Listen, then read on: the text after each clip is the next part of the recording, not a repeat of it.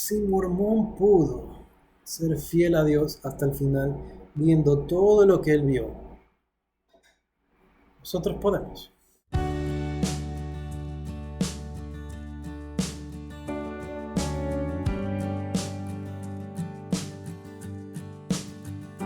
Hola, mis queridos hermanos y hermanas, bienvenidos a un nuevo video. Hoy voy a acompañar su estudio de Ven Sígueme empezamos con el libro de Mormón, que es algo chistoso, nos podemos confundir un poco. Estoy refiriéndome al libro de Mormón, al libro dentro del libro de Mormón que escribió el profeta Mormón. Si los enredé peor, mis disculpas.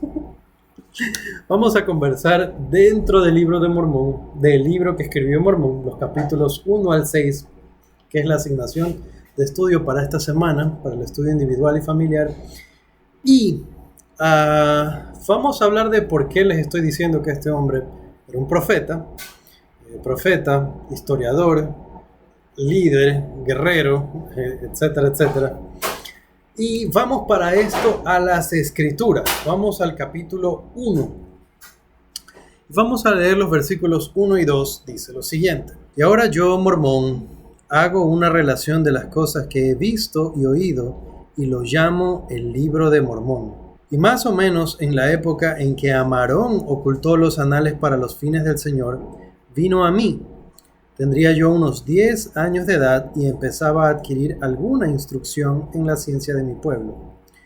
Y me dijo Amarón, veo que eres un niño serio y presto para observar. Ahora, yo estoy leyendo en este momento de mis escrituras viejitas.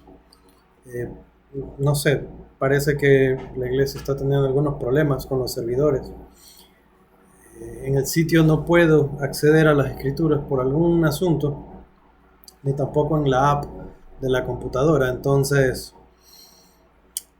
hay aquí una pequeña diferencia que sí podemos notar, y es que en la versión más actualizada que está en la app, que es probablemente la que estén leyendo, no dice que es serio, sino que dice otra palabra. Dice sensato, que no es exactamente lo mismo que serio, pero serio se puede entender como parte de sensato. Ahora, yo estaba pensando un poco en este cambio, porque siempre me ha llamado la atención este versículo. ¿Cómo es posible que en un niño se pueda notar algo así? Nosotros normalmente vemos a nuestros niños y tenemos que ser pacientes con ellos, porque no perciben la vida igual que nosotros, no entienden las escrituras de la misma forma que un adulto que ha tenido años para estudiarlos o que ha vivido muchas cosas. Sin embargo, Amarón, que también era un profeta, que le habían sido confiadas las sagradas escrituras y todos los registros de los nefitas, que no podían perderse, que eran de mucho cuidado. Este hombre selecciona como su sucesor para cuidar los anales a un niño, basado en lo que él puede observar en él siendo un niño. Y esto a mí me hace pensar que hay muchas características que nosotros, si las buscamos, podemos encontrarlas en nuestros niños. Y este es un tema que vamos a hablar en varias ocasiones hoy. Lo vamos a ir revisando. Pero empezamos con que él era un niño sensato a sus 10 años. Era un niño considerado sensato y que era presto para observar. A veces vamos por la vida muy distraídos. Nosotros adultos no somos prestos para observar, no somos sensatos. Tenemos mucho que aprender aún de estos niños. Muy bien, y de ahí vámonos al versículo 15. Bueno, antes de pasar a eso, Amarón le dio instrucciones y le dijo, mira, quiero que observes los hechos de este pueblo, quiero que seas muy observador, que aprendas bien, que estés atento a todas estas cosas, porque tú vas a ir cuando tengas 24 años a este lugar donde he guardado estas cosas y vas a escribir todo lo que pasó. Y bueno, ahora sí, vamos al versículo 15, continuemos hablando acerca de este ya no niño. Y habiendo llegado yo a la edad de 15 años y siendo de carácter algo serio, Por tanto, me visitó el Señor y probé y conocí la bondad de Jesús. Ya no era un niño, ahora era un joven de 15 años. ¿Y a quién les recuerda esa edad? Bueno, José tenía uno menos cuando tuvo una experiencia similar. Pero aquí vamos entendiendo de que estas cosas no son exclusivas de eventos escasos, por decirlo de alguna manera, de las escrituras. No a todos se les va a aparecer el Padre. Eso es algo que fue muy especial, que en contadas ocasiones, ya lo hemos hablado antes, en contadas ocasiones se ha escuchado su voz, muy pocas ocasiones sabemos que Él se haya aparecido. Pero sin embargo Jesús, el Cristo, aquí habla, y esta es la descripción de Mormón mismo, que lo visitó y que probó y conoció la bondad de Jesús. Y siempre tenemos una imagen bien guerrera de Mormón por las cosas que le tocó. Bien de un hombre bien grande, sudado, fuerte. Tal vez lo asociamos más como las películas del viejo oeste, donde vemos a estos hombres arrugados, malosos. Pero él no era de Hollywood, era un profeta del Señor. Entonces, él tiene dentro de las características que podemos notar, era muy sensible, a pesar de todo lo que le tocó. Y eso nos hace pensar cómo él tuvo que enfrentarse a las cosas que se enfrentó. Tiene que haber sido duro, siendo que era una persona que era sensible al espíritu, fiel a pesar del lugar donde él vivía y las circunstancias. Para este momento, los nefitas eran terribles. Bueno, en general, todo el pueblo se había vuelto a dividir entre nefitas y lamanitas.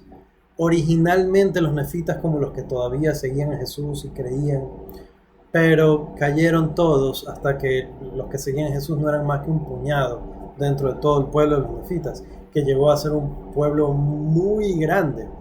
Ya vamos a hablar un poco más sobre eso. Pero aquí entendemos esto, que siendo de 10 años era ya alguien sensato. Siendo de 15 años tenía un poderoso testimonio del Señor Jesucristo. Muy bien, pasemos al siguiente capítulo, capítulo 2, y vamos al versículo 2, y vamos a avanzar un poco en el proceso en el que madura este gran hombre. Dice: y aconteció pues que a los 16 años de edad salí contra los lamanitas a la cabeza de un ejército nefita, de modo que ya habían transcurrido 326 años. 16 años y él ya era capitán en jefe de un ejército nefita. Y esto a mí me lleva a pensar muchas cosas. Por un lado, qué increíble que era este joven, pero por otro lado también el Señor confía en gente joven, aún en niños. Aquí vemos cómo el Señor da asignaciones a un niño. Da asignaciones, da responsabilidades. Aún se le revela el Cristo a los 15. Para los 16, esta persona, habiendo recibido la confianza de Dios, habiendo crecido en el Evangelio, sabiendo que Dios puede confiar en él, para los 16 años, él está más que preparado para hacer una cosa increíble a los ojos del mundo. Eso a mí me dice que nosotros deberíamos acostumbrar más a nuestros niños y a nuestros jóvenes a recibir revelación, y a recibir responsabilidad. Si nosotros estudiamos con esta idea en nuestra mente los manuales de la iglesia, vemos que el Señor pone responsabilidades para sus hijos desde niños y desde jóvenes. Nosotros en la organización de hombres jóvenes y de mujeres jóvenes hay llamamientos. Hay llamamientos y ellos en estos llamamientos tienen reuniones con el obispo, reuniones en las que ellos deben participar activamente como líderes. Un líder de los varones de 12 o 13 años, lo mismo con las niñas. Otro para los maestros, 14, 15 años, lo mismo con las niñas, y un presbítero, una señorita de 16, 17 años. Y estos jóvenes sirven junto con el obispado, participan de una reunión en la que toman decisiones junto con el obispado. Y miren, el Señor los pone de tal forma que ellos tienen al obispo como su líder.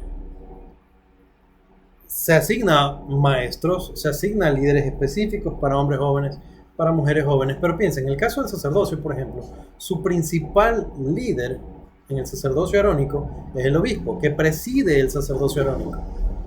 El obispo es el presidente del quórum de presbíteros y él lidera el sacerdocio arónico. Él es el que tiene que sentarse con ellos y estar con ellos. Bueno, ahorita en pandemia nadie se sienta con nadie, pero en la organización regular de la iglesia así es como debe funcionar. Y es algo que debemos entender. Nosotros damos lo mejor para nuestros niños y jóvenes. El Señor da lo mejor para ellos. Debemos darles responsabilidades y debemos confiar en ellos. El Señor confía en ellos y así van a estar preparados, mucho mejor que las personas que no tienen estas oportunidades.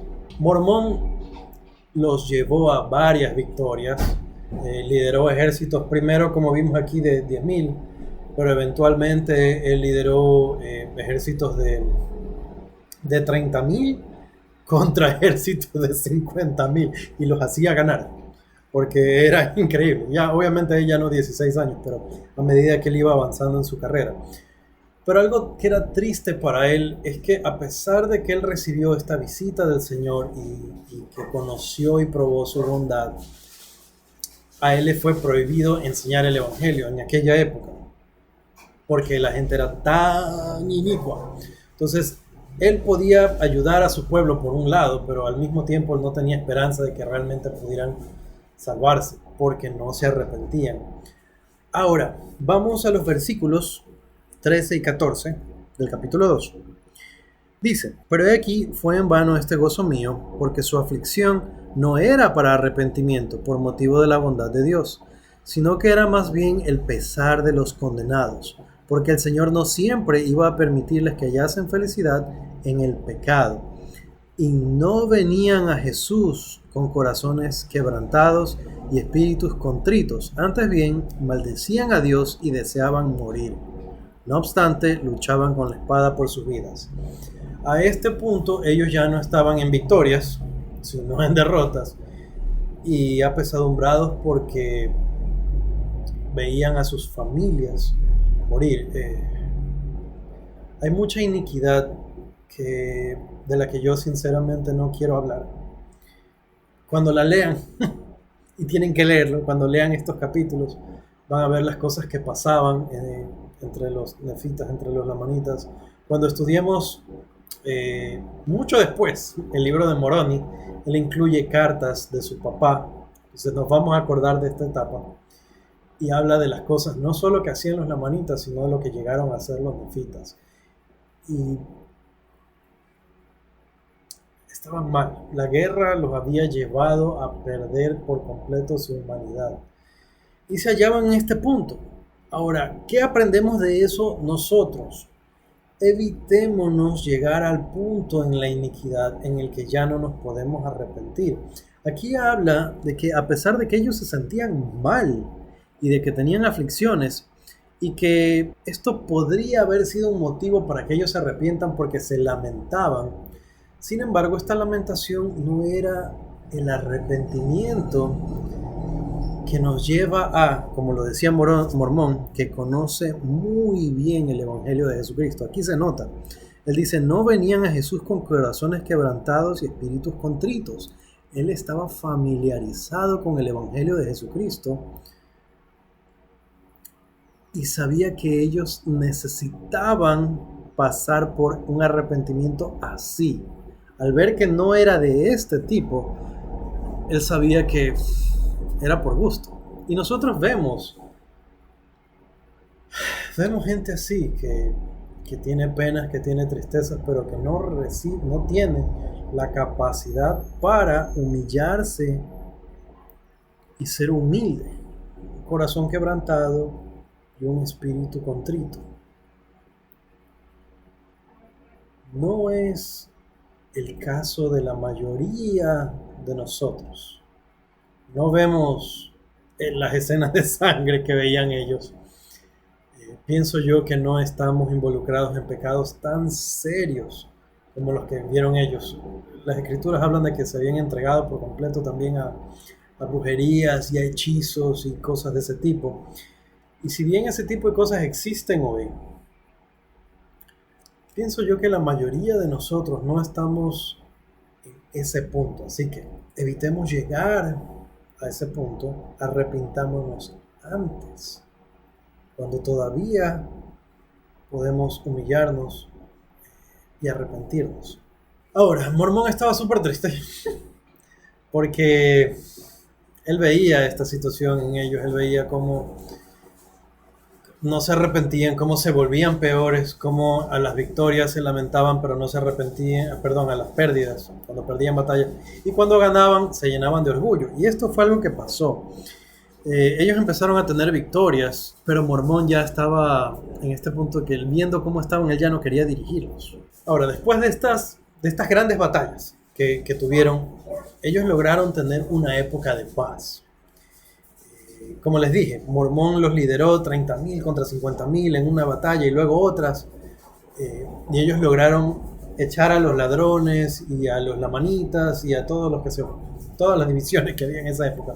Los lograron echar y lograron tener un tratado de paz en el que dijeron, bueno, ustedes quédense con estas tierras, nosotros nos quedamos con la de acá, no pasa nada, ustedes tranquilos, nosotros tranquilos, y tuvieron paz como por 10 años. En esa época, Dios le dice a Mormón, predícales y adviérteles. Ahora sí, establece mi iglesia, si ellos se arrepienten, yo los perdono y los voy a liberar, los voy a librar de sus enemigos.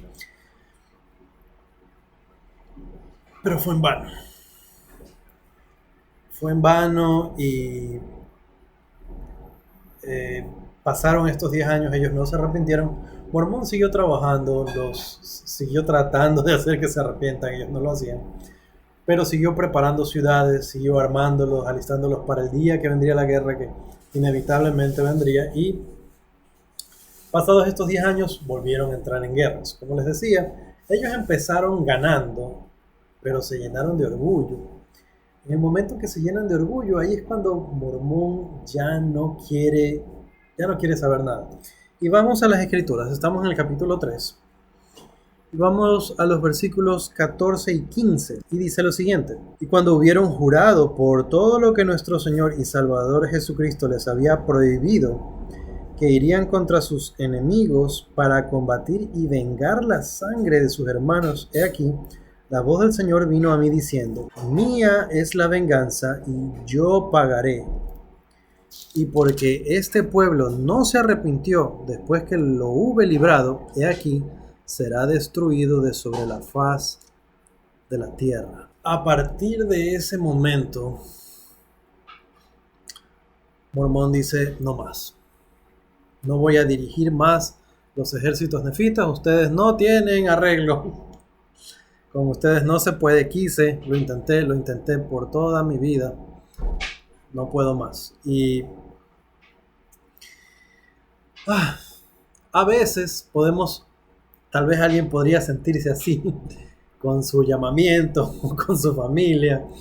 Y yo le diría, no se rinda. No se rinda porque su situación no es la de Mormón. No son los miembros de su barrio o de su quórum o su clase. No son asesinos, no son gente que está buscando a otros para matarlos, para matar a sus mujeres y a sus niños. No son cosas así. Y después, como les dije, en Moroni vamos a ver que hicieron cosas mucho peores, incluso que eso. No es esta nuestra situación. Mormón es un gran ejemplo, porque él, viviendo todas esas cosas, se mantuvo fiel al Señor Jesucristo. A nosotros no nos toca así. Y aún así a veces nos rendimos.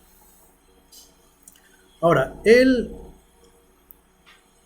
se rindió no por estar derrotado, sino por justicia. Él ya no podía trabajar para este pueblo que no se arrepentía. Y para este punto, él ya consideraba que hubiera sido algo malo si lo hubiera hecho, porque ellos estaban no defendiéndose, sino buscando venganza. Y aquí es otra cosa que podemos entender claramente, como lo leímos en el versículo 15. Mía es la venganza, yo pagaré. Muchas veces, no sé si les ha pasado, cuando uno ve la televisión y ve personas que claman por justicia y dicen, ay, me hicieron tal cosa, o mire lo que hicieron con mi hijo, con mi familia.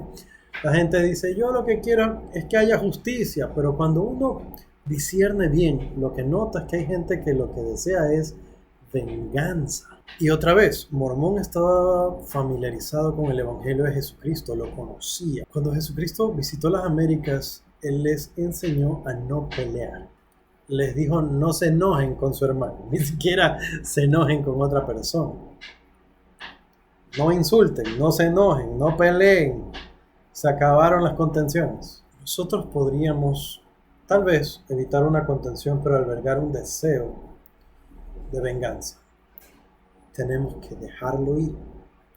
Mía es la venganza, yo pagaré. Esto no es, yo no lo entiendo como algo que nos da ese anhelo, como está bien, se salió con la suya, pero algún día Dios me va a vengar. Eso suena bien feo. Y no pienso que eso es lo que Mormón estaba aprendiendo aquí, de la revelación que recibe.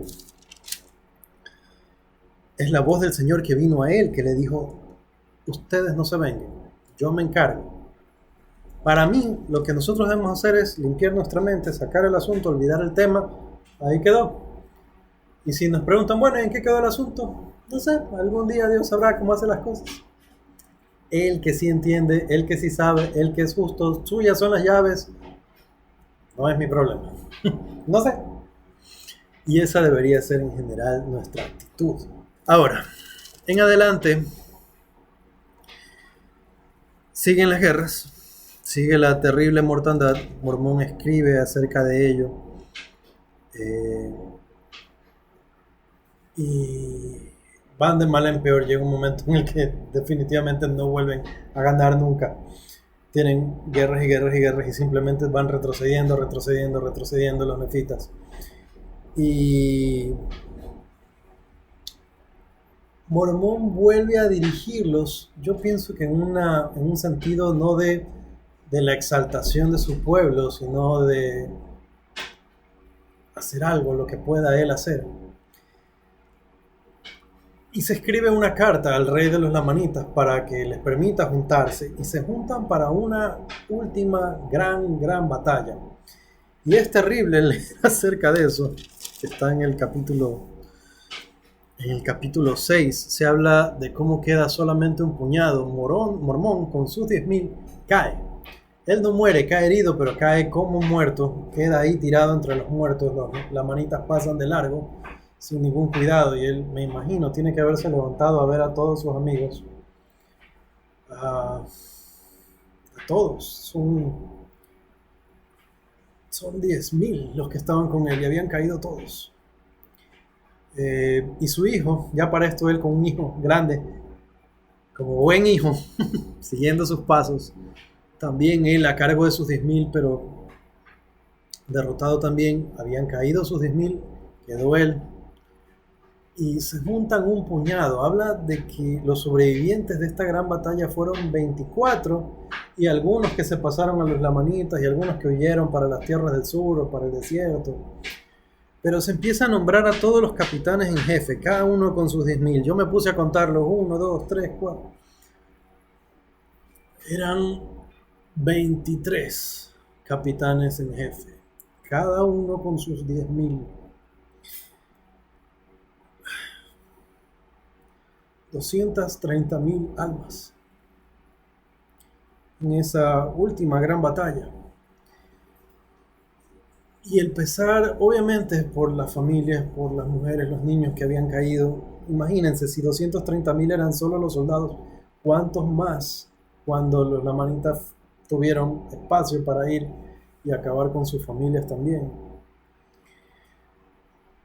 Yo solo puedo imaginarme el dolor de Mormón. Y la vida es difícil.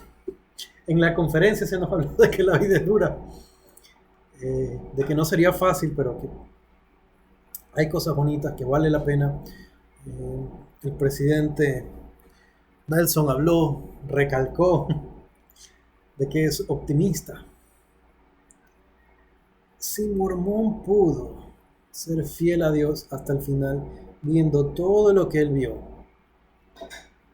nosotros podemos, con nuestros problemas, con nuestras dificultades, con nuestros desafíos. Si él pudo con todo esto, y pudo aún no solo eso, sino tener un hijo fiel que siguió sus pasos. Hijo tan bueno que le pudo confiar los anales. Entonces, nosotros podemos. Para esta última gran batalla, Mormón tuvo cuidado con los anales, lo fue, recogió todo, escribió todo, los escondió, como sabemos, en el Cerro de Cumora. Los encargó a su hijo. Vamos a ver un poco más acerca de esas cosas. Tenemos todavía una conversación más sobre el libro de Mormón, que es lo que vamos a tratar la próxima semana. Y de ahí vamos a hacer una cápsula del tiempo y nos vamos muchísimos años atrás, porque vamos a ver el libro de Éter, que son las 24 planchas jareditas, y es algo que me gusta muchísimo. Pero bueno, estamos hablando de todo lo que vendrá en el futuro. Y sí, después de eso viene el libro de Moroni, que tiene palabras tanto de Mormón, cartas de Mormón a Moroni, como las enseñanzas de Moroni mismo. Pero estamos en los últimos días, y estas cosas llegan al corazón porque vivimos en tiempos peligrosos, tiempos donde estamos rodeados del mal, no como ellos todavía, pero con la ayuda de Dios, siendo fieles, podemos ser optimistas, como el presidente Nelson. Estas cosas pasaron, son historias reales, y yo testifico de ellas. En el nombre de Jesucristo. Amén. Ok, hoy hemos aprendido acerca de este gran hombre, profeta, historiador, guerrero, líder. Hemos aprendido que Dios confía en nuestros niños, en nuestros jóvenes, que nosotros, si ponemos nuestra confianza también en ellos, pueden lograr muchas cosas. También estaba pensando yo entre estas muchas cosas, que nosotros a veces así viejotes, tenemos miedo de dar una clase en la primaria o con los jóvenes.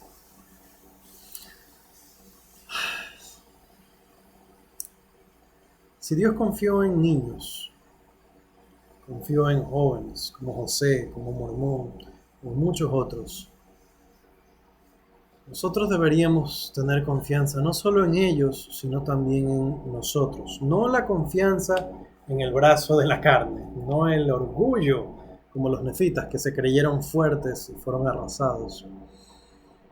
Confianza en que con la ayuda de Dios podemos dar esa clase de la primaria o esa clase a los jóvenes,